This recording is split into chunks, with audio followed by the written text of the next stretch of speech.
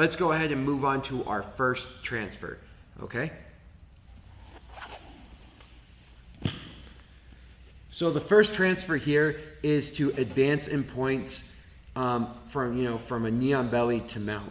And knee on belly is worth 2 points and mount is worth 4 points, and mount is considered a more dominant position. So as I'm here in the side control, I'm going to keep my pressure on him. I'm going to lift my knee to his butt. And we'll talk about different ways we can go about this to prevent him from stopping that. But for now, let's just grind your knee up against the hip bone all the way to the belly button right here. And then I'm going to post my other foot out like this. All right. If my knee is on the ground right here in many competitions, it will not count as knee on belly. Knee on belly requires you to put your foot out, knee to the ceiling, kind of like this. And I'm using this to drive weight into him.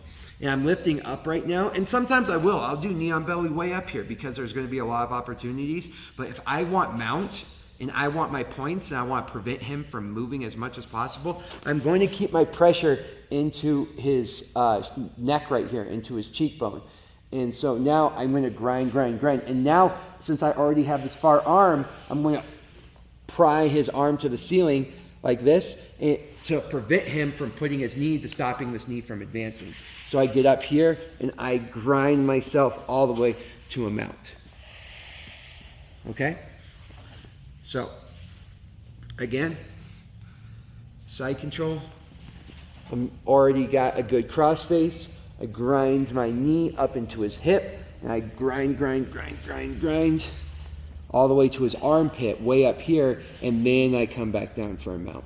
Because if I just try to go and I try to flip my foot right here to mount, the likelihood that he's going to catch me in some sort of guard and I have to deal with that battle it goes up, and I just don't want to deal with that. So let's do it from a different angle. So I'm right here. I grind my knee up into his hip. I post my foot up. I grind. Boom. And remember, like I said, if you want the knee on belly points, you're going to have to keep your knee to the ceiling, foot on the ground.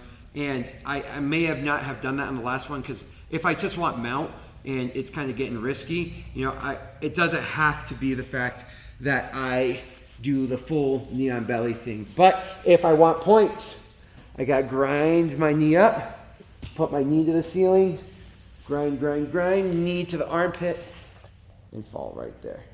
Okay? So it just depends on what you want. And, there's natural reactions. So one more time with your head facing that way, Zeke. Thank you. So this time I'll do it with getting my knee on belly points. So I'm here. I grind my knee to the stomach. 1, 2, 3. Drive this up. Drive my knee to the armpit. And now I'm here, and I settle into whichever mount I want. That way I got 2 points for the knee on belly, 4 points for the mount.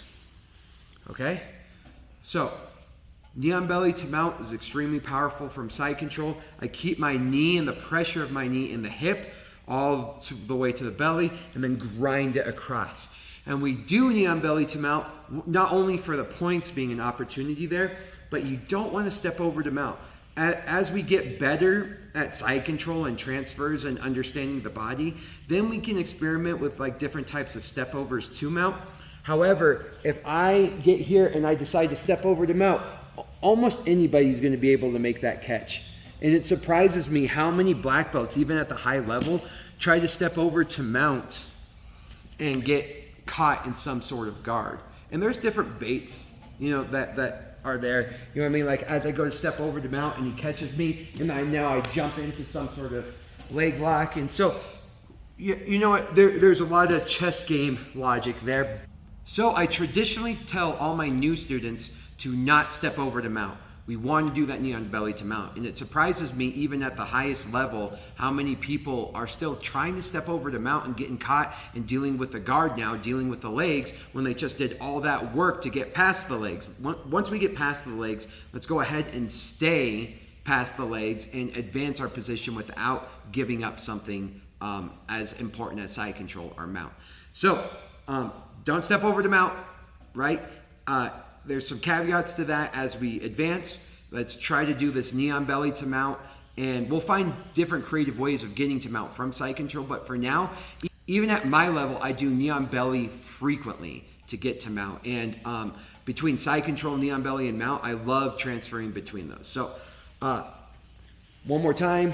Side control, pop up to knee on belly, grind this up, knee to the armpit, and the mount to not get your foot caught in any part of that transfer and not giving him the opportunity, okay, to do so.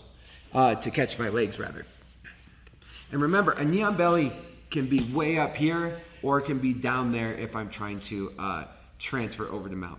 If I'm up here, I'm traditionally not trying to transfer the mount anymore. I'm kind of either just maintaining the position or starting to do something to isolate his arms or capitalize on something, make his life miserable, but not necessarily a transfer to mount. Okay?